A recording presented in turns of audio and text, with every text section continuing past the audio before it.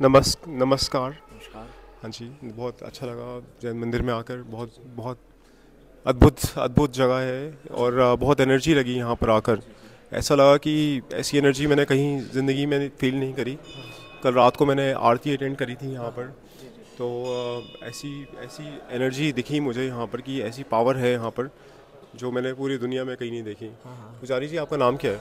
मेरा नाम मानव शर्मा है हाँ जी। और मैं यहाँ का हाई प्रिस्ट फैमिली से हूँ। हाँ जी। मेरी यहाँ पे 18 जनरेशन चल रही है। 14 सेंचुरी में मंदिर बनाया, तब से मेरा परिवार भगवान की सेवा पूजा करता आ रहा है। Very nice. जी। तो आप, तो मेरी यहाँ पे 18 जनरेशन चल रही है। Wow, that's very incredible. तो आप बताएंगे मेरे को मंदिर के बारे में? ये जी, मंदिर इतना श्योर। फेमस है, तो इतना फेमस क्यों है? जी, जी। ये जो मंदिर है, इस मंदिर का निर्माण शेठ श्री धरना शाह ने करवाया था, जो मेवाड़ के राजा महाराणा कुंभा थे, उनके फाइनेंस मिनिस्टर थे। और इस मंदिर को इसलिए बनाया हुआ है कि जिसने मंदिर को बनाया था, धरना शाह, उनके ये सपने में आया था पूरा मंदिर। पूरा मंदिर जो बना हुआ है सपने के आकार का बनाया हुआ है। 1433 में मंदिर का काम चालू हुआ था एंड 1496 में ख़त्म हुआ था। 63 ईयर्स मंदिर को बनने में लगे थे। तो इस मंदिर को छौ मंदिर बोलते हैं, जिसको 4 दिशाओं में फैलाया हुआ है। चतुर्मुख जैन प्रसाद रनकपुर जैन टेम्पल। तो मंदिर के 4 गेट है, जिसमें से एक खुला है, बाकी 3 बंद है वास्तु के हिसाब से। और चौमुखा मंदिर भगवान आदिनाथ जी का मंदिर है ये। भगवान आदिनाथ जो है जैन धर्म में 24 तीर्थंकर होते हैं, जिसमें से फर्स्ट आदिनाथ है जिसने जैन धर्म को स्टार्ट किया है, और सबसे लास्ट जो है 24 वो महावीर स्वामी है। तो ये भगवान आदिनाथ जी की प्रतिमा है। मंदिर बनाया 14 सेंचुरी में, मंदिर को हो गया है 600 साल। और भगवान की जो प्रतिमा है मेन फ्रंट वाली, वो 2000 साल पुरानी मूर्ति है, जो हस्तनापुर से लाई है। तो इसको चौमुखा मंदिर बोलते हैं। चारों तरफ भगवान आदिनाथ जी की मूर्ति, तो इसको बोलते हैं चौमुखा आदिनाथ। चारों तरफ भगवान आदिनाथ जी की प्रतिमा है। और मंदिर में जो पिलर्स जो बनाया हुआ है, ये मंदिर पिलर पे टिका हुआ है, दीवार कहीं नहीं है पूरे मंदिर में। आप दिखाएंगे हम हमारे व्यूअर्स को पिलर्स वगैरह जिनकी आप बात करें? हाँ, ये जो पिलर्स बनाए हुए हैं, ये 1444 पिलर है। और पूरा मंदिर पिलर पे टिका हुआ है, दीवार कहीं नहीं पूरे मंदिर में। और एक मंदिर में लाइट नहीं है, सुबह सनलाइट, रात को सिर्फ दीपक जलते हैं। ये जो पिलर बनाया हुआ है 1444 पिलर, पिलर को गिन नहीं पाता है। अगर गिनने जाते तो ज़्यादा होता है, कम होता है, बराबर कोई नहीं गिन सकता। लास्ट 40 साल पहले लोगों ने ट्राई किया है, नंबर लगा के, रस्सी लगा के, नारे लगा के, पर काउंटिंग में मिस्टेक आता है। कभी एक ज़्यादा हो जाता है, कभी कभी कम हो जाता है, पर परफेक्ट नहीं आता है 1444 पिलर। That's very good. तो आप मेरे को, हमें, मेरे व्यूअर्स को आप टूर कराएंगे मंदिर का? आइए हम टूर करते हैं मंदिर का। यहाँ से ये अपने मंदिर के मेन आर्किटेक्ट की मूर्ति लग रही है, जिन्होंने इस मंदिर का नक्शा बनाया था। देपा सोमपुरा इनका नाम है, जिन्होंने इस मंदिर का नक्शा बनाया था। यहाँ से 15 किलोमीटर दूर एक गांव है मुंडारा करके, वहाँ के रहने वाले हैं। शिव भक्त थे। इनके एक हाथ में कमंडल जल है और एक हाथ में गज है, पत्थर मापने का स्केल है। इनका परिवार आज भी मंदिर में काम करता है। जो भी रिपेयरिंग का जो काम होता है, जो भी वॉशिंग का काम होता है, तो इनके फैमिली वाले करते हैं आज भी। इस मंदिर में इनकी परिवार की भी 18 जनरेशन चल रही है। That's amazing. और दूसरा परिवार जो है जिसने इस मंदिर का निर्माण करवाया, धरना शाह, महाराणा कुंभा के फाइनेंस मिनिस्टर। इन्होंने मंदिर को बनाने में 14वीं शताब्दी में जब मंदिर बनाया, जब आना दुआना की मजदूरी चलती थी, तब धरना शाह सेठ ने मंदिर को बनाने में 15 करोड़ खर्च किए थे 14 सेंचुरी में। उनका परिवार आज भी है, उनकी भी 18 जनरेशन चल रही है। जो मंदिर की मेन ध्वजा है, फागण सुद पाचम, होली से 10 दिन पहले वो दिन आता है, उनका परिवार यहाँ पे आता है, उनके हाथों से फ्लैग चेंज होती है।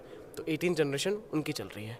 तो तीनों परिवार, फागण सुद पाचम के दिन पुजारी परिवार, आर्किटेक्ट परिवार और सेठ धरनाशाह परिवार, तीनों परिवार यहाँ पे इकट्ठा होता है, तब मंदिर की ध्वजा चढ़ती है यहाँ पे। That's very nice. तो चलिए, आइए हम आपको टूर कराते हैं मंदिर का।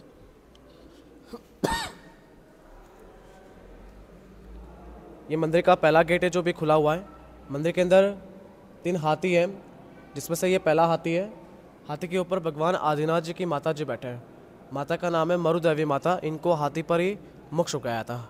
मंदिर में सबसे सुंदर कलाकृति में से एक कलाकृति यहाँ पे है, कल्प वृक्ष। एक कल्प वृक्ष का पत्ता बनाया हुआ है, जो पुराने समय में इसका एक ट्री होता था, पेड़ कल्प वृक्ष। जो पहले के लोग उस पेड़ के नीचे खड़े रहकर जो भी मन्नत मांगते थे वो पूरी होती थी। इसको सैंडस्टोन से बनाया हुआ है। पूरा मंदिर मार्बल का बनाया हुआ है। इसका जो ओरिजिनल जो पत्ता होता था वो बहुत बड़ा होता था, और इसके ऊपर डिज़ाइन होती थी वो ओम की होती थी।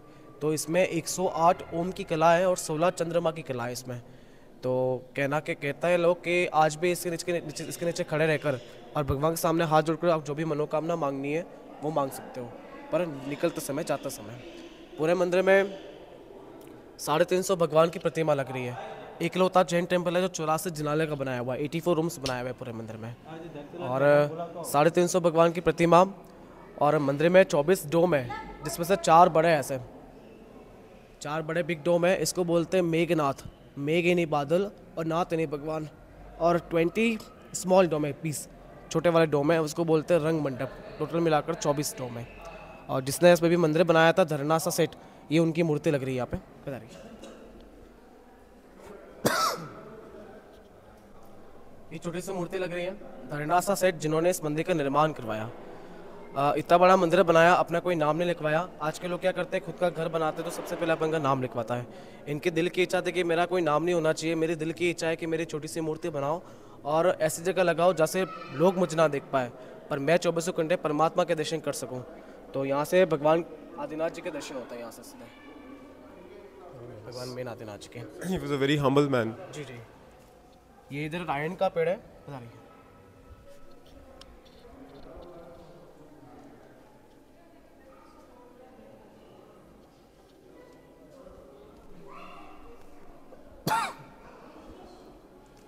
ये पेड़ एक रायन का पेड़ है, खिरनी का पेड़ है। अपने गुजरात में जैन टेम्पल है पालितना, जहाँ पे भगवान आदिनाथ जी को ऐसे पेड़ के नीचे केवल ज्ञान की प्राप्ति मिली थी। जब मंदिर की फाउंडेशन नींव खोदी थी 1433 में, तब इस पेड़ को लगाया था। जितना मंदिर पुराना है उतना पेड़ भी पुराना है। ये कभी सूखता नहीं है, अंदर से पूरा होलो हो गया है, खोखला है और ऊपर से आज भी ग्रीन है। कोई भी सीज़न में आप पधारिए, आपको ग्रीन नज़र आएगा, कभी सूखेगा नहीं है। और आगे की तरफ भगवान आदिनाथ जी के चरण पादुका पर लिया जी भगवान की।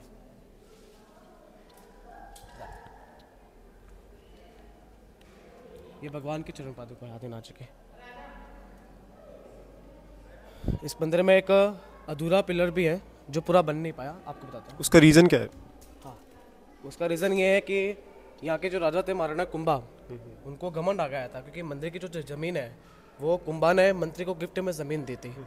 तो राजा ने बोला कि आपने मेरी ज़मीन पे इतना बड़ा मंदिर बनाया है, आपका एक नाम हो गया है, मैं तो राजा हूँ, मेरी इच्छा है कि इस मंदिर में मेरी ऐसी कुछ चीज़ बने जो मंदिर से सुंदर हो और मंदिर से ऊंची हो, तो इस मंदिर में एक मेरा भी नाम होगा। तो सामने जो खिड़की वाला जो पिलर बना हुआ है, इसको बोलते हैं अधूरा पिलर। ये पूरा बन नहीं पाया। इस पिलर को सुबह इस मंदिर से ऊंचा बनाते थे, रात को फिर से गिरता था ऑटोमेटिकली। अच्छा, उनको ईगो आ गया था। तो आज भी लोग कहते हैं ईगो नहीं करना चाहिए। ये पिलर जो है घमंड के कारण ये पूरा बन नहीं सका। मंदिर का सेकेंड डोम है ऊपर, ये मेघनाथ। So beautiful. जी। और मंदिर के अंदर 3 हाथी हैं। ये सेकेंड हाथी है जो भगवान की माता जी बैठे हैं पीछे, मरुदेवी माता इनका नाम है।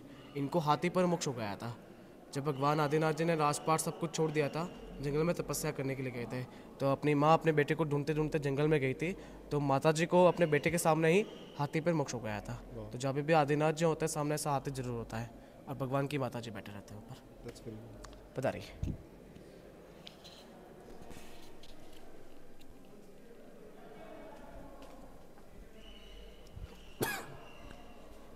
बहुत ही खूबसूरत आर्किटेक्चर है यहाँ का।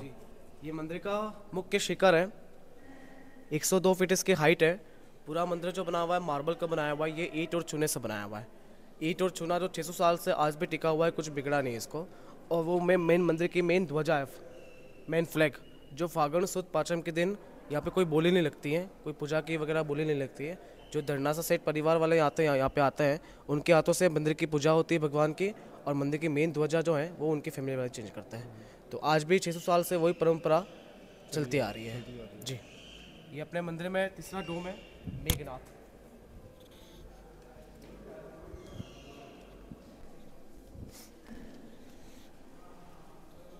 ये तीसरा वाला डोम है मेघनाथ। इस मंदिर को बनाया हुआ है क्लॉकवाइज, वास्तु के हिसाब से इस मंदिर को क्लॉकवाइज बनाया हुआ है, जैसे घड़ी का कांटा कैसे चलता है उस हिसाब से बनाया हुआ है। तो आपको मैंने सबसे पहले वाला मेघनाथ बताया था, उसकी हाइट सबसे छोटी थी और उसमें जो कार्विंग थी एकदम नॉर्मल फूल की थी। मंदिर का सेकेंड वाला जो डोम है वो मंदिर से पहले वाले से ऊंचा है और पहले वाले से सुंदर है। और ये थर्ड वाला डोम है मेघनाथ, ये दोनों से सुंदर है, उन दोनों से ऊंचा है। और सबसे लास्ट चौथा वाला जो है वो इन तीनों से सुंदर है, उन तीनों से ऊंचा है। कारीगर जो बनाते थे वो क्लॉकवाइज बनाते थे, तो जैसे जैसे आगे बढ़ते गए उनके दिमाग में अलग काविंग आती गई और काविंग बदलती गई। तो ये तीसरा वाला डोम है मेघनाथ। मंदिर के पीछे की तरफ अरावली पर्वत है, अरावली के गोद में मंदिर को बनाया हुआ है। ये तीसरा हाथी है जो भगवान की माता जी बैठे हैं। ऊपर ये सेंटर में एक मुंह और 5 शरीर, कीचक नाम है इसका। कीचक वध एक राक्षस था जो महाभारत में इसको भीम ने मारा था, जिसके एक मुंह है और 5 शरीर है। इसको वास्तु के हिसाब से यहाँ पे लगाया हुआ है। इसके 5 बॉडी इसलिए बनाई हुई है कि 5 तत्व होते हैं, 5 एलिमेंट्स, उस तत्व से इनके 5 शरीर को सिद्ध में किया हुआ है, जल, वायु, अग्नि, आकाश, भूमि। इसको लगाते गेट के ऊपर, जो मेन एंट्रेंस है मंदिर का, जो मेन गेट खुला है वहाँ पे भी लगा हुआ है। जो लोग अंदर आते हैं उनकी जो नेगेटिव एनर्जी होती है उसको बाहर रखता है और पॉजिटिव के अंदर भेजता है। नेगेटिव और पॉजिटिव को ये कंट्रोल में रख रहा है। कीचक इसका नाम है।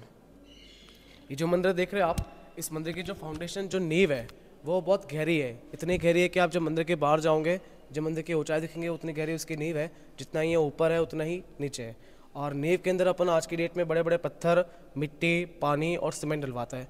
इस मंदिर की जो नींव भरी हुई है वो पत्थर और मिट्टी की जगह पे इन्होंने 5 तत्व का यूज़ किया है, 5 मेटल्स, सोना, चांदी, लोहा, तांबा, पीतल, वो सारा इसमें भरा हुआ है। और पानी की जगह पे इन्होंने देसी घी का यूज़ किया है। पूरी जो नींव भरी हुई है वो देसी घी से भरी हुई है। घी से नींव क्या स्ट्रॉन्ग रहती है, कोई भूकंप आ जाए इस मंदिर को कुछ नहीं होता है। और 90,000 स्क्वायर फीट पे पूरा मंदिर फैला हुआ है।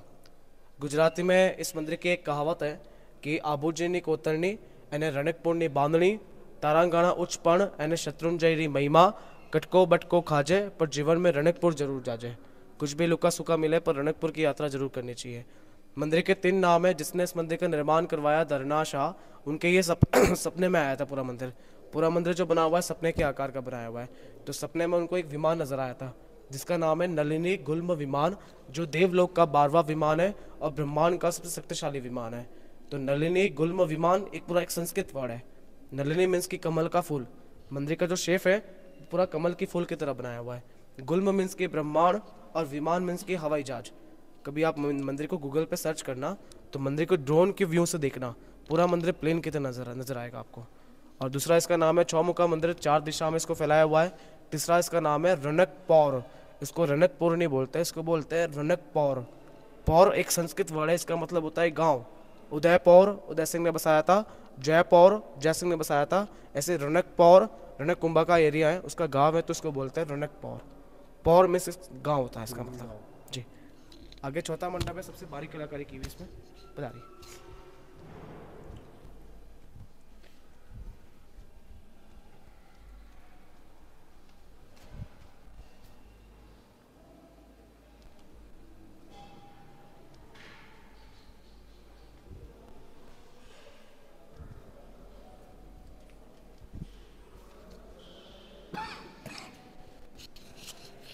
सबसे सुंदर डोम है मेघनाथ, सबसे लास्ट 4th वाला है। इसमें सबसे बारीक कलाकारी की हुई है और सबसे ऊंचा भी है ये डोम। मेघनाथ इसका नाम है।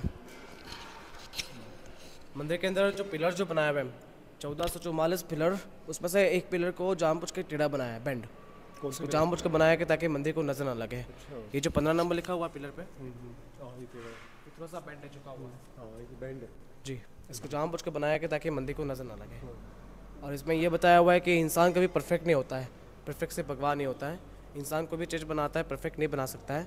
तो मंदिर जो बनाया है इंसान ने बनाया है। यहाँ पे जो कारीगर काम करते थे उन्होंने बोला कि अपन ने जो मंदिर बनाया पूरा परफेक्ट बना दिया है, अपन भगवान का लेवल ले रहे हैं। अपन है इंसान, इसमें ऐसी कुछ चीज़ बनाओ कि पूरा मंदिर परफेक्ट भी नहीं बने और मंदिर को किसी की नज़र नहीं लगे। तो उसको जानबूझ के टेढ़ा बनाया है, नज़र ना लगे मंदिर को।